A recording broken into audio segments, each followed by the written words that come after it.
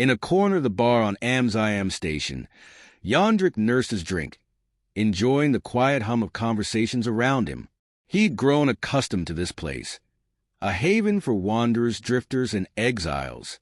The bar overlooked the swirling nebulae of the outer rim, and Yondrik had spent countless hours watching the colors shift and pulse. He was no longer the dashing young spacer he once had been, but he was respected here, his knowledge of the galaxy sought after by anyone in need of a guide or a story. It wasn't surprising, then, when a towering figure approached, the usual buzz of the bar fading slightly in the presence of such a formidable guest. Yondrik looked up, taking in the details of the alien before him. Musabam was Zyadrok, a species rarely seen this far into the sector. Tall and broad, with scales that glinted in the dim light and a helmet crafted of darkened metal, he cut an imposing figure. The Zyadrok were infamous in the Rim territories. Warlike, merciless, and almost always dressed for battle. Musabam's cold eyes surveyed Yondrik as if assessing his worth, and then, without preamble, he spoke. Yondrik, the traveler. Musabam's voice was deep, each word carefully enunciated. Your knowledge is valuable. My superiors wish to speak with you. Yondrik's eyebrow lifted, but he kept his face calm, almost disinterested. Encounters with the Zyadrok were rare, but rarely pleasant. He had heard enough tales of their conquests, their expansion from their home territories, and their rigid code of honor, a concept that often twisted into merciless combat for those in their way. I'm retired, he replied, swirling his drink and casting a sidelong glance at Musabam. My knowledge is my own these days. The Zyadrok didn't flinch. My people do not make requests lightly. You will be compensated. There was a faint spark of curiosity in Yondrik's mind, though he didn't let it show. Compensation from the Zyadrok? Rarely were they so eager to pay for anything. And for a moment, he wondered why a warrior like Musabam, accustomed to commanding or even intimidating others into compliance, would bother approaching him with an offer. If they wanted his knowledge, they might simply take it. But he didn't push the thought away. Instead, Yondrik considered Musabam's face, the hard-set features under his helmet, the faint lines around his eyes that hinted at countless battles and a weariness earned only by time and struggle. Whoever Musabam's superiors were, they must want something very specific. Very well, he said at last, downing the last of his drink and standing. Lead the way. Musabam inclined his head, and they left the bar, moving through the winding corridors of Amziam Station. The space station itself was a relic of an earlier time, with patches of newer construction built over crumbling sections. As they walked, Yondrik noticed how other patrons, even those from warlike species, instinctively stepped aside for Musabam. There was a weight about him, the kind that only came with years of command and experience.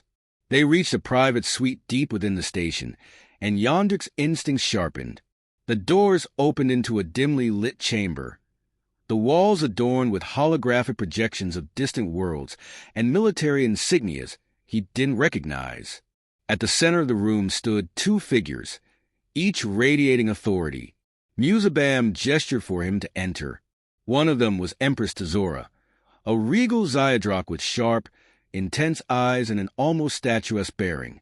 Her armor was finely crafted, elegant and yet clearly functional, bearing the crest of her line. Beside her stood a second figure, the Gushguy, a grim warrior with scars lining his face, his gaze like steel. The Gushguy was an emblem of the Zyadrok warrior culture, a commander whose very presence inspired loyalty and fear alike.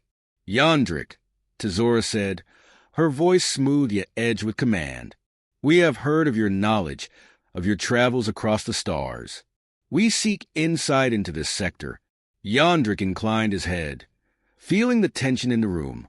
There was an energy here, an intensity that spoke to something greater than a mere scouting mission.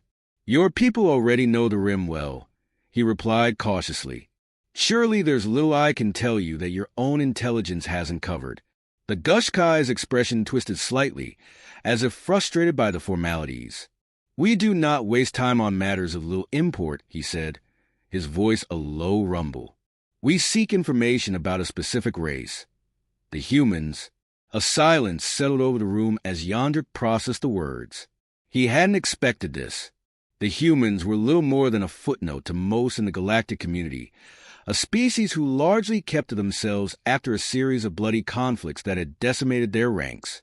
But anyone who knew the deeper history knew better than to dismiss them so easily. You're planning an encounter with the humans?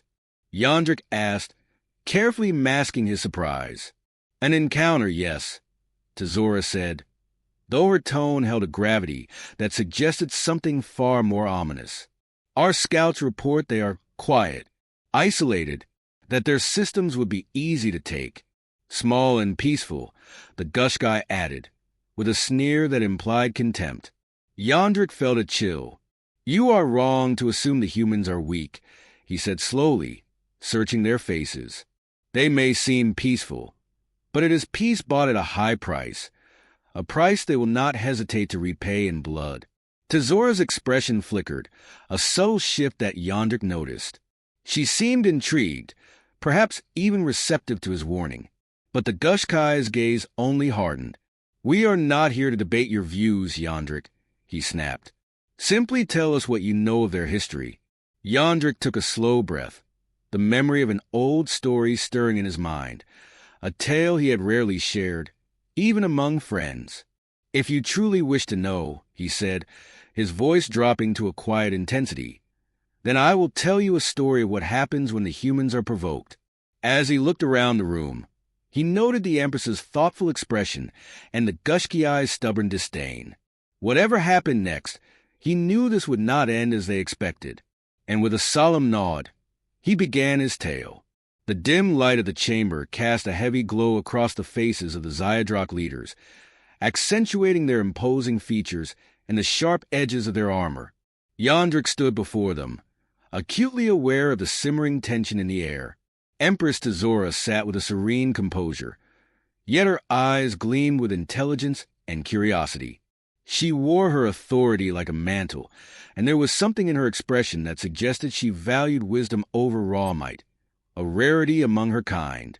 Beside her, Grand Gushguy embodied a stark contrast. He exuded a cold, unyielding power, his scars like ancient maps etched across his hardened face. He sat rigid, his gaze drilling into Yondrik as though he could extract information by sheer will alone.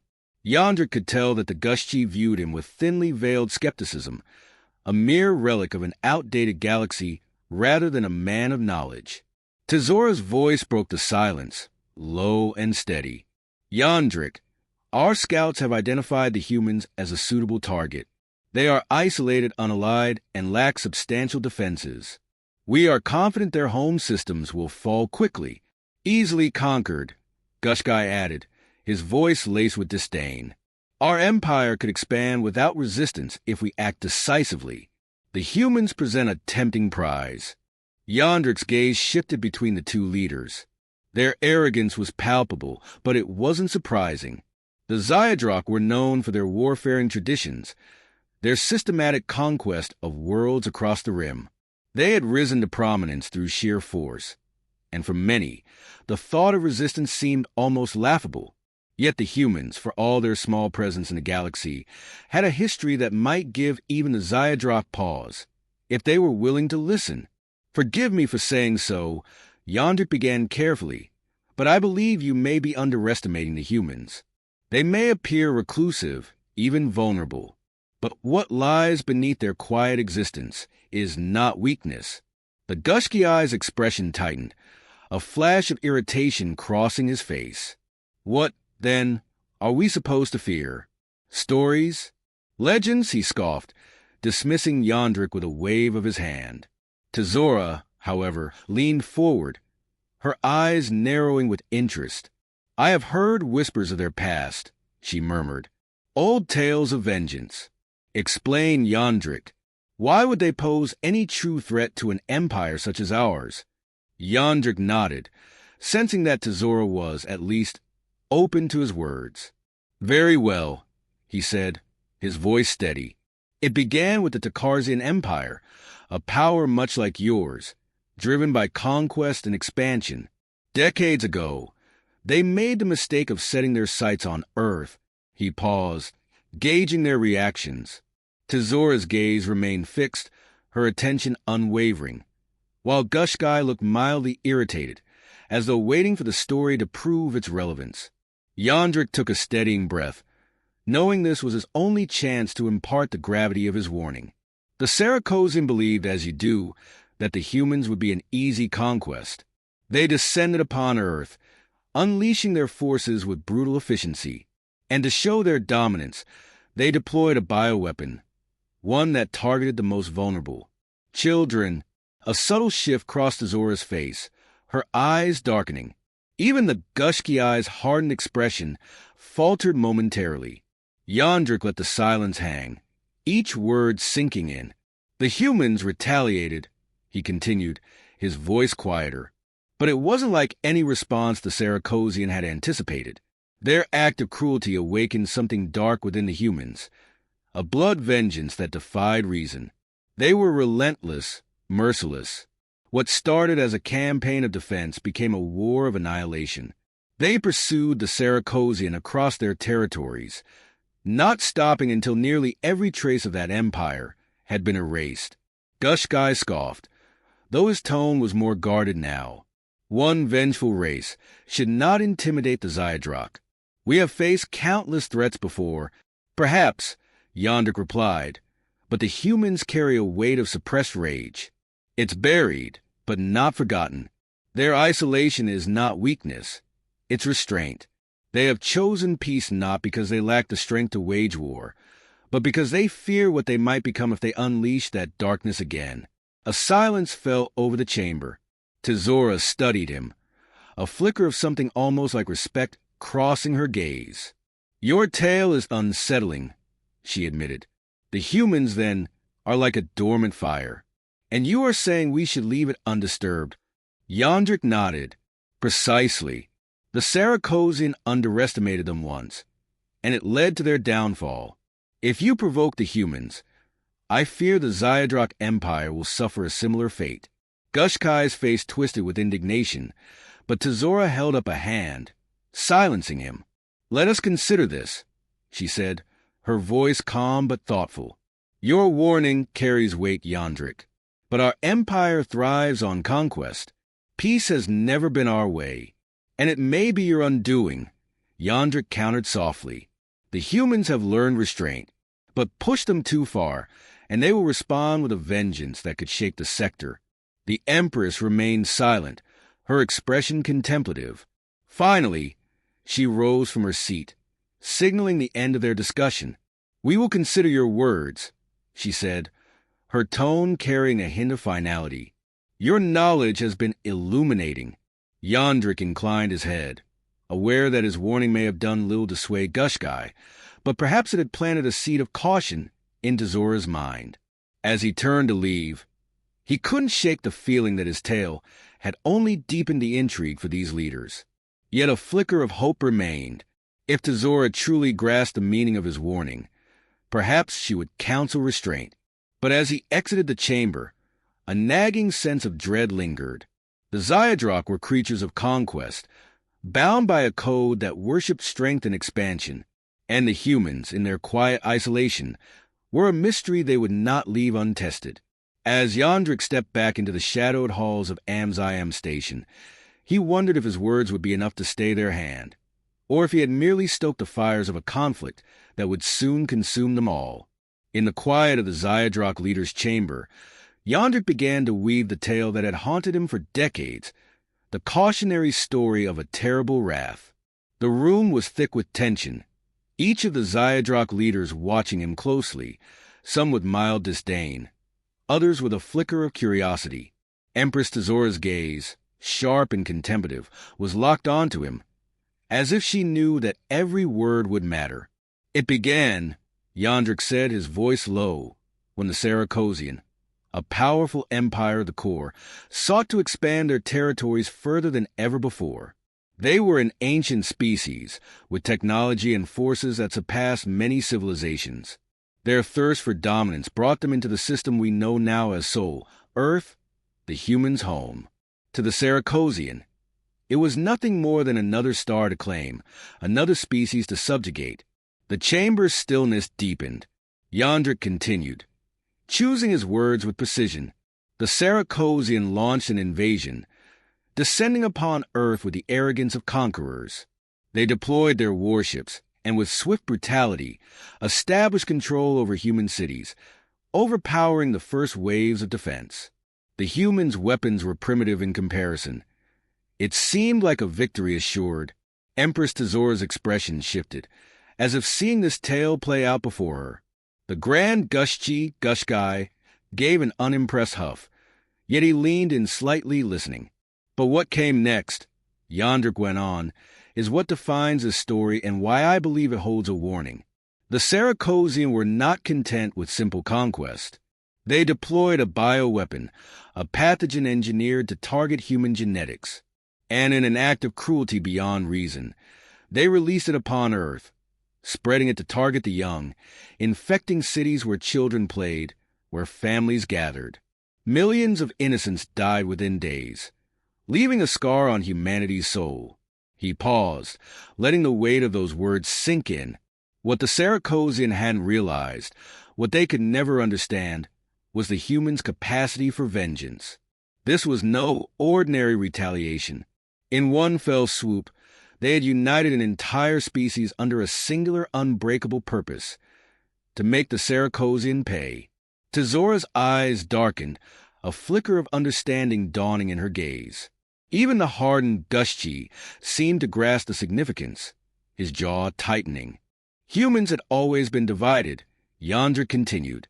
They fought amongst themselves, bickering over resources, ideology, borders. But the Sarakosian assault on their children, on their future, did something no human had ever witnessed before. It forged an ironclad unity. They rallied their forces, building ships in a frenzy, adapting technology with an ingenuity that startled even the Sarakosian. What should have taken centuries, they accomplished in a matter of years. He could see the doubt begin to fade from Gushkai's face, replaced by a wary curiosity. Tezora's gaze was unwavering, absorbing every detail, her thoughts hidden behind an impassive mask. When the humans were ready, Yondrik went on, they struck back. But they did not stop at merely defending their world. They launched a full-scale offensive, hunting the Sarakosian across the galaxy, destroying their fleets, their colonies, erasing every trace of their empire. It was as if they had tapped into a darkness within themselves, an ancient, primal rage.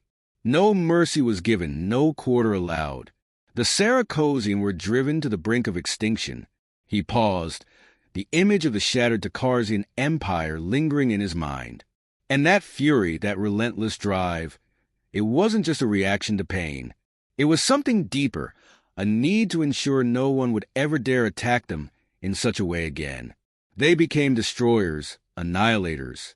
The humans moved through Takarsian space like a storm, sweeping away every remnant of the empire, until nothing but ashes remained. The silence in the chamber was absolute.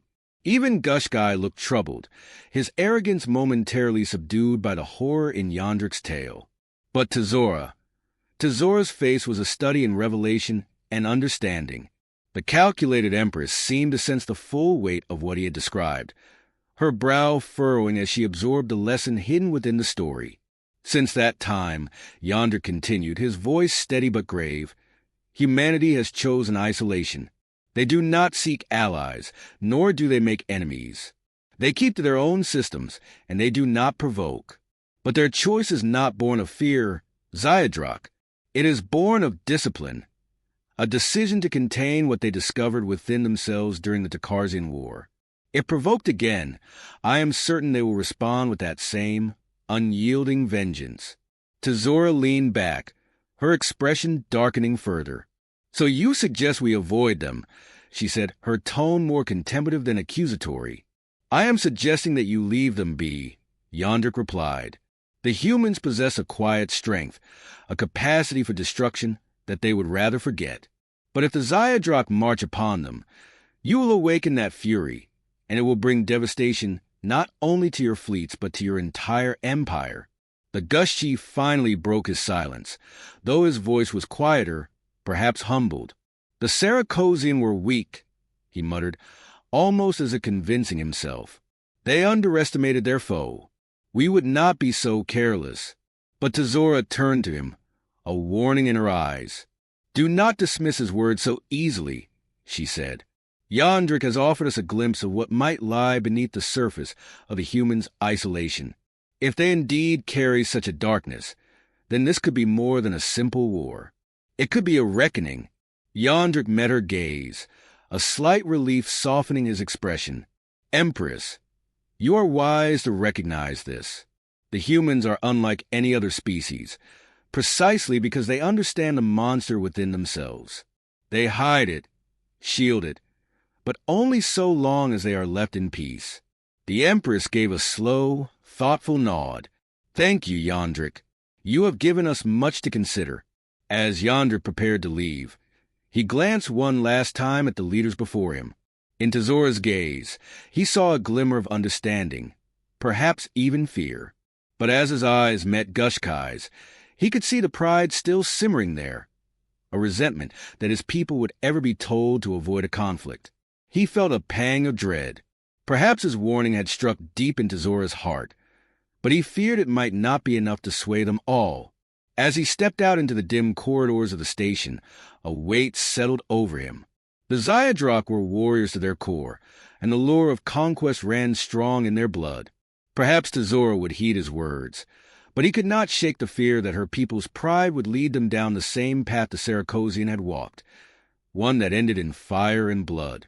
3 years later, Yondrik found himself back in that familiar corner of the galaxy, an aging spacer now bearing witness to the quiet aftermath of what had once been a fierce and bloody war.